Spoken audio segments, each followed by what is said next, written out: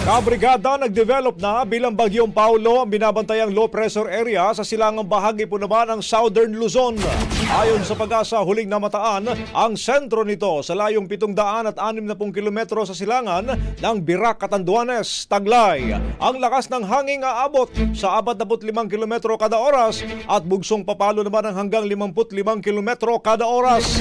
Sa ngayon, wala pang lugar na nasa ilalim ng tropical cyclone wind signal pero posibleng magka-signal number 1 sa eastern sections ng northern at central Luzon ngayong hapon o gabi. Posible ring umabot sa typhoon category bago mag-landfall sa bahagi ng Isabela or Northern Aurora sa araw ng Biyernes ang umaga or hapon. Dahil lang sa karagatan pa ito, inaasang lalakas pa mga kabrigada hanggang sa severe tropical storm category sa araw ng Biyernes ng umaga. Ang bahaging ito ay hatid sa atin ng Drive Max Coffee. Ligayang tuloy-tuloy.